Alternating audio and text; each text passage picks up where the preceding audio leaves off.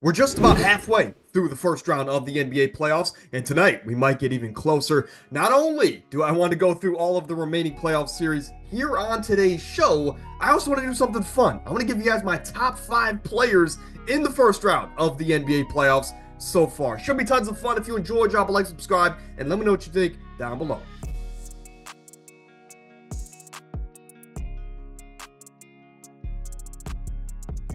Now, it could be boring, I could drag this out, and I could start with all of the playoff series. But you know what? I'm going to save that to the end of the video. So if you want, there will be timestamps down below in the description. So click over to where you want to see. But what I do want to start with is the fun part. I'm going to give you guys my top 5 players in this year's playoffs, and the criteria was simple. It is basically how well have you played and how well or how much has your play led to winning. So again, you got to have two of those things. For example, LeBron James, tremendous player, my favorite of all time, but his play is not necessarily leading to the wins. So that's why he barely missed out on the list here today. So again, this is basically, it could be role player, superstar. I'm going to show some love to 5 players. And at number 5, it is the only superstar, well, I guess not superstar here in today's list, but he's a superstar in his role. Jaden McDaniels, not only as a defensive-minded player, is he playing all NBA defense on Luka, on LeBron James, slowing them down to a degree, and again, making their jobs a lot harder than it should be. He's also giving this team 20 points a night on 58% from the field. That's insane in the first round. It just goes to show that a lot of these superstar role players don't get the credibility and they don't get the shine that they probably deserve because they are outshined by the stars on their team. But I'm going to show some love to Jaden McDaniels. Are there players off the list like LeBron that are obviously and objectively a better basketball player than Jaden McDaniels? Absolutely. But again, as far as this year's playoffs, what we've seen in the game so far, I wanted to show some love to Jaden McDaniels because I feel like nobody's talking about him. And number 4 is Jason Tatum. You see his numbers on the screen. Absolutely ridiculous. Shooting 45 from the field, 36 from 3, 90% from the free throw line. Given his volume and giving his scoring outburst in the first round, those splits are absolutely insane. But I do want to say this. He was the only Celtic, maybe outside of Derek White, that showed up consistently night after night, game after game. And again, he was dealing with a bit of an injury throughout this entire series. So for him to average 31 and 11, insane. Want to give him his flowers there. But I do want to say, ladies and gentlemen, Boston has still not hit their stride.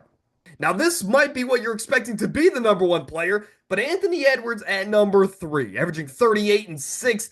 Can't get much better than that, man. He is a legendary playoff performer, even in his young, promising career. And last year, he knocked off a 2010s legend in Kevin Durant. Now he has the opportunity to knock off LeBron James.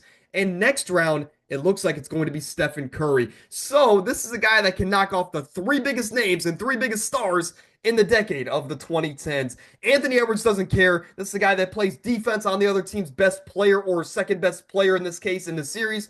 And he's also giving you elite offensive production. He's special. I can't wait to see if he can actually drag this team to the Western Conference Finals once again. Now, number 2, this guy might be on the move. He might be forcing a trade for this team this summer, whether if it's himself or to bring in another star. Giannis Antetokounmpo averaging 33 points. That alone, you're saying, okay, he's doing all he can. But then he's doing 15.5 rebounds and 6.5 assists a game. Now, let's keep in mind, some of these games, he did not have Damian Lillard in the 5-game series. He was literally a one-man band. He was double, triple teamed on almost every single play. And Giannis still put up these monstrous numbers, proving why he's still a top 3 player in the game today. 61% from the field. He did all he could. Except, I guess, detour Tyrese Halliburton's overtime shot. And at number 1, not only is this play dominating on the court, he's giving you the statistical numbers, but he is also dominating as far as his play leading to winning. Maybe no player in the NBA has much of an impact on the game as Nikola Jokic. His on-off numbers are historic, and you see when he's on the court, 25 points, 13 rebounds, 11 assists, the only player in this year's playoffs to average a triple-double. He's doing that while shooting 50 from the field and 44 from 3. That mark has continued to get better and better every single time we see Jokic play. He's special, but those are my top 5 players. Now I want to get into the playoff series that are still ongoing. Again, we're halfway through the first round. What other four teams are going to put their name in the second round and keeping their title hopes alive? The Rockets are back at home tonight against the Golden State Warriors. And hey, the Warriors are healthy for the second game in a row. Is that going to matter? I don't know. Last time Jimmy played, the Warriors lost.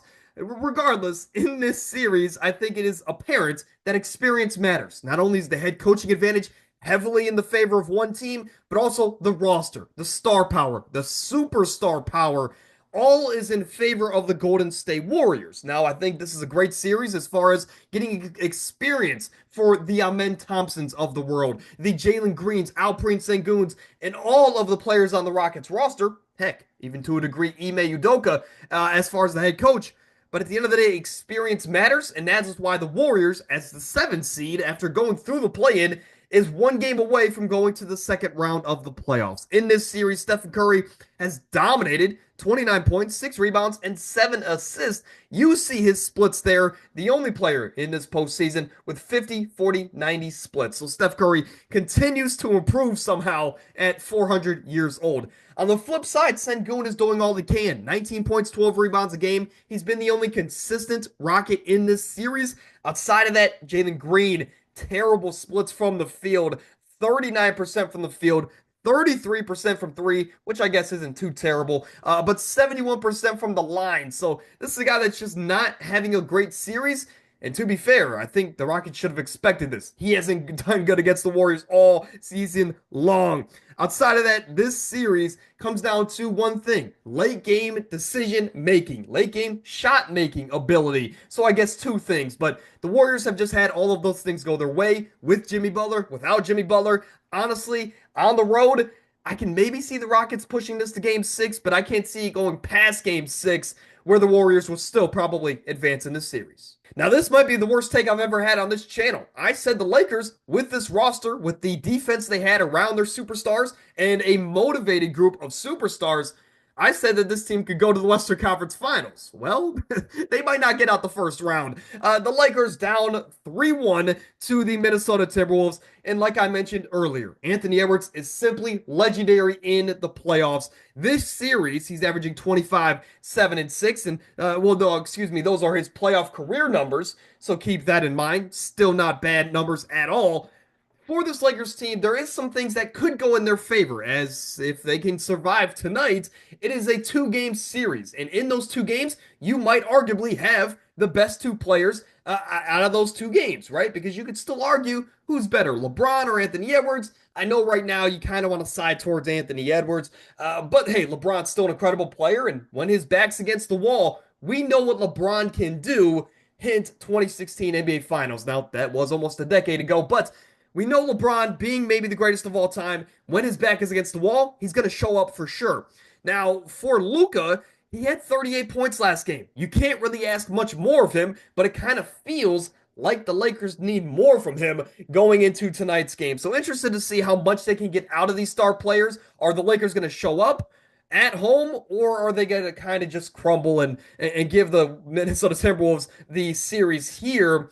But I do want to say this. If the Lakers lose tonight, is this the end of LeBron? I doubt it. I kind of think that they're going to run at least one more year with this connection of Luka and LeBron. But if it is the end of LeBron, it's been a tremendous career. But at this point in time, down 3-1, as much as I love Luka, LeBron, this Lakers team, I think the Timberwolves are going to take it. Now, this series has been fun for a multitude of reasons. Not only is it an old school defensive kind of a story matchup here, but it has also had a lot of controversy. Again, in game 4, that said it all. I mean, late in the game, it was a clear foul on Tim Hardaway Jr. in the corner, but it wasn't called. The Knicks escaped with a win, and they went up 3-1. But Detroit said ball don't lie. They bounced back in game 5, minimized Jalen Brunson. I think they held him to like 13 points coming off that ankle injury that he suffered in game 4. And hey, the Pistons are home for game 6 to even it up. Can they do it? They're going to have the home crowd behind them. So I'm hoping they do, because I don't think outside of this, we might not have another 7-game series in the first round.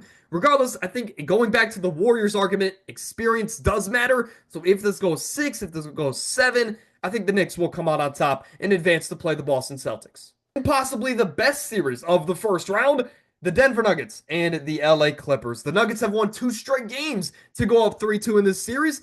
And this series just comes down to that first bullet point you see on your screen.